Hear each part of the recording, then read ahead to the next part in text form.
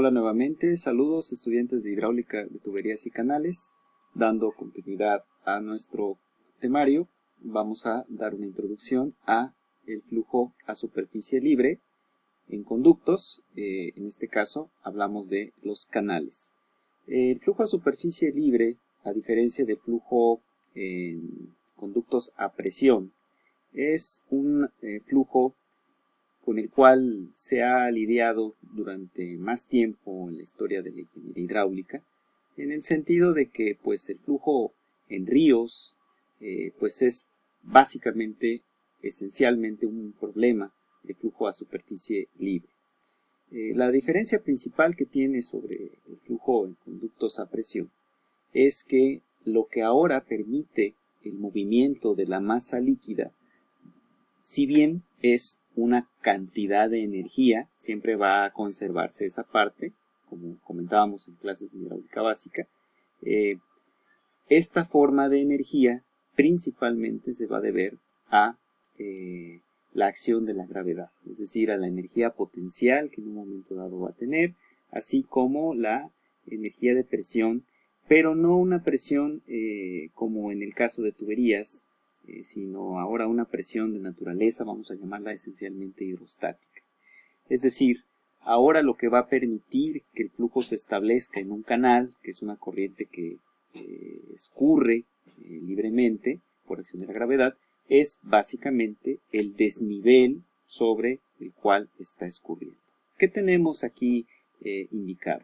Bueno, para explicar un poco este tipo de flujo, vamos a retomar algunos aspectos de la ecuación de la energía, del teorema de Bernoulli, de sus tres elementos que la componen, y debemos de tener presente siempre que hay que ubicar un eje de referencia horizontal, el cual pues, nos va a servir para poder evaluar los distintos elementos de energía. En un flujo a superficie libre vamos a pensar que lo estamos viendo de lado. Siempre existirá un fondo, una plantilla, es decir, una frontera física sobre la cual va a escurrir el agua. Esta agua al escurrir va a describir un cierto nivel, ¿sí? Bien, entre el fondo de la plantilla y el eje de referencia vamos a tener nuestra energía potencial. Lo que aquí vamos a observar es que, por ejemplo, este punto de acá, que es más elevado, tiene una mayor cantidad de energía potencial que este punto de acá, que está menos elevado respecto a este eje de referencia. Por otro lado, el agua va a describir un cierto tirante, que vamos a comenzar a llamar como Y. ¿Qué podemos decir que es un nivel de agua? Pero pues también es un tirante. Este tirante es una altura, pero al mismo tiempo puede describirnos un valor de presión hidrostática que está actuando en esta parte. Entonces queda aquí descrito físicamente lo que vemos como el nivel del agua, podríamos también explicarlo medido desde el fondo de la plantilla hasta la superficie del agua como la presión hidrostática, o podríamos plantearlo como la masa líquida que se está moviendo. Por arriba de este valor, bueno, este flujo si se mueve, experimenta una velocidad y podríamos evaluar la cantidad de energía debida a la energía cinética o la velocidad al cuadrado de la velocidad media entre 2 veces la gravedad. Algo que quiero señalar aquí es que, bueno, si pensamos, por ejemplo, que la sección que estoy contemplando en este punto tiene una forma que no cambia de aquí a acá, y que el nivel del agua es el mismo en este punto y en este otro, y que el flujo es permanente, lo que podríamos plantear es que el tirante o la presión hidrostática pues tienen el mismo valor. Esos dos tipos de energía son equivalentes. Y por tanto la velocidad del flujo también es equivalente en esos dos puntos. Entonces, lo único que va a darle más energía a un sitio, a un punto respecto al otro, ¿qué va a ser? Pues la energía potencial. O dicho de otra manera, la inclinación de la plantilla, el fondo de la plantilla o la pendiente. Recuerden, la pendiente es, en este caso, en el flujo en canales, la propiedad más importante y la que pues, nos permite que se pueda establecer ese flujo o no. ¿Sí? Bien, ahora, para el análisis de canales tenemos que tener también claro que hay tres pendientes. Aquí, por ejemplo, está la pendiente del fondo, está la pendiente del agua y está la pendiente de energía. Aquí cada una le voy a poner un pequeño simbolito abajo para distinguirlo. Aquí hago la aclaración. Así como en el caso del flujo en tuberías, una de las simplificaciones que hacemos es que siempre trabajamos con flujo permanente. En el caso de canales, una simplificación que a veces hacemos muy implícita es que estas tres pendientes son paralelas. Quiere decir que guardan, pues ahora sí que la misma proporción. El caso es que el flujo en canales real no es así. Sin embargo, muchos diseños los vamos a hacer haciendo esa pequeña simplificación para poder aplicar una ecuación del gasto o propiamente de la velocidad del flujo en canales. Entonces, bueno, aquí es importante ubicar cada una de las partes. Recuerden, un eje de referencia. La pendiente del fondo es una pendiente geométrica.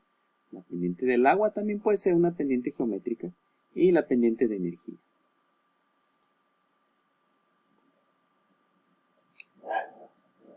Bien, eso que vimos anteriormente es la manera en cómo se puede quedar descrito visto en perfil el flujo en canales. Pero, hablando ahora de las secciones más comunes en ingeniería civil, tenemos estas tres que están aquí indicadas. Tenemos el flujo en un canal rectangular, que puede ser un canal cuadrado, pero pues prácticamente lo que tenemos es un canal formado por, por un cuadrilátero, que puede tener pues misma distancia en Y y en B o distintas, ¿no? Esta es la más sencilla geometría de canales con las cuales podemos trabajar. Tiene sus ventajas, pero también sus desventajas. La ventaja principal es que hay muchos cálculos que podemos hacer directamente en ella.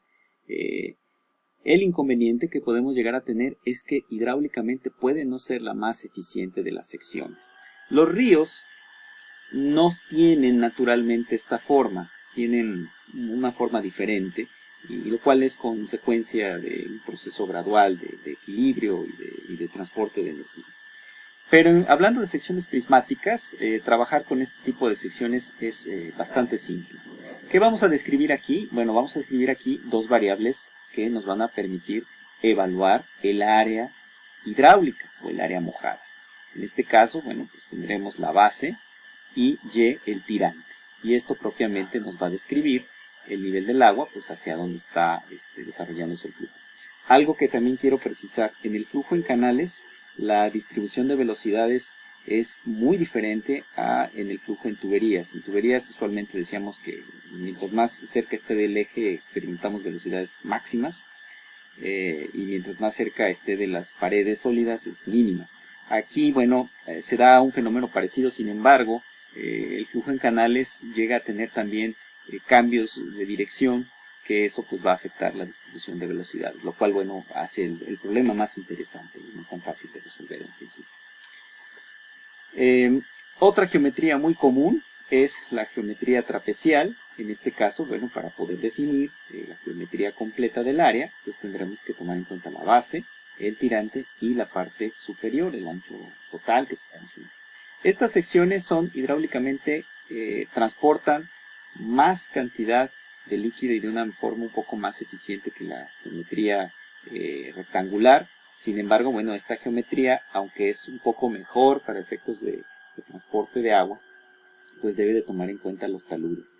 Si nosotros, por ejemplo, vamos a trabajar en un canal completamente prismático de concreto reforzado, o construido tal vez a partir de ciertos gaviones, ahí con cierto recubrimiento, pues podríamos asegurar esta geometría. Pero si vamos a trabajar con un canal excavado en tierra directamente, pues ahí habría que valorar qué velocidad se le va a permitir al flujo de tal manera que no vaya afectando la geometría.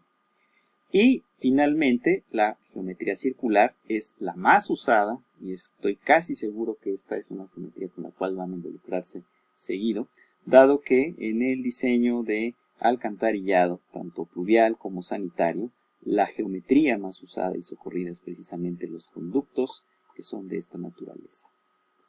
Entonces, bueno, aquí igual vamos a definir Y como el tirante que está alcanzando con respecto a un valor D. Estas tres geometrías son las más comunes, pero no son las únicas. También podemos hablar de canales triangulares, podemos hablar de canales en bóveda y podemos hablar de otro tipo de canales compuestos.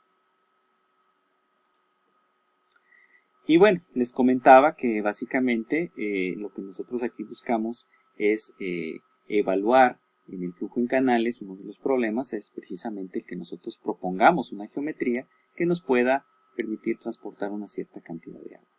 Sin embargo, también es importante introducir otras dos variables que no hemos usado, que de hecho no se han usado en tuberías, pero que en canales son esenciales. Ya había comentado que para poder calcular el área, pues hacemos una relación de el ancho por la altura, en el caso de la geometría rectangular, y en el caso de la geometría trapecial, pues tendríamos que tomar la base menor más la base mayor entre 2 por una determinada altura. En el caso de la geometría circular, el problema es un poco más interesante, pero se puede resolver. Busquen ecuaciones geométricas de sector circular y de esa forma lo podemos encontrar, lo podemos resolver más. Incluso, bueno, como les decía, en el alcantarillado sanitario y pluvial, como se usan estas geometrías, ya hay ayudas de diseño para poder saber, para determinado tirante, cuál es el área correspondiente que presentaría para ese tirante específico. Pero bueno, volviendo a los parámetros que se utilizan para el diseño en canales y el cálculo en canales. Área mojada, que te la voy a poner AM, pero podemos nosotros saber que es A, que es el área mojada. Perímetro mojado. Este es un nuevo parámetro y va a guardar mucha importancia para la aplicación de una ecuación que es la ecuación de Manning, que es la que utilizamos para determinar el gasto caudal de canales, que es el flujo a superficie libre.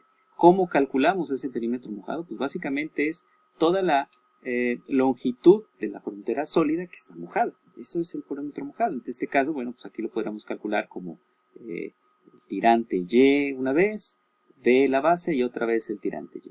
En el caso del trapecial, pues sería esta distancia inclinada, B, y esta otra distancia inclinada.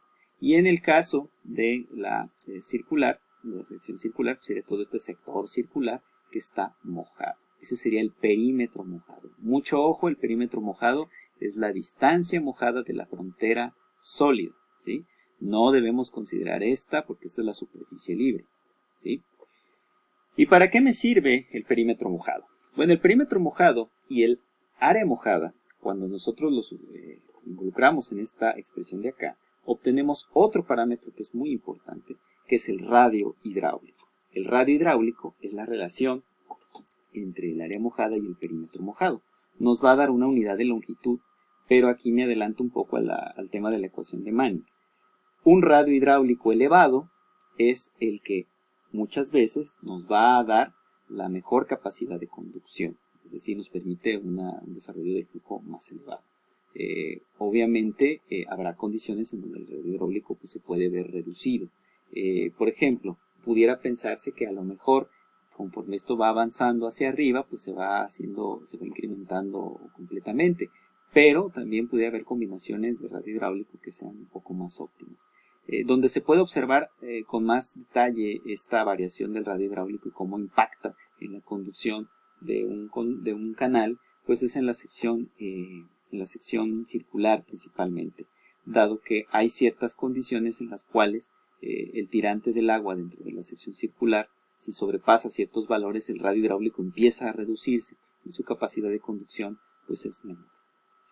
Bien, de esta manera concluiríamos esta introducción al tema de canales. Vamos a continuar agregando algunos otros contenidos, sin embargo, bueno, por cuestiones de tiempo, pues ya no directamente, pero para complementar el temario.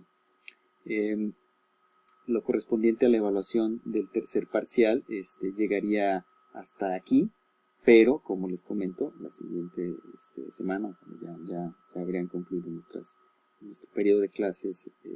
Todavía tendremos una semana para poder seguir cargando algunas cosas que son para complementar los contenidos, no necesariamente para la evaluación. Bien, pues les agradezco su atención y me despido. Hasta pronto.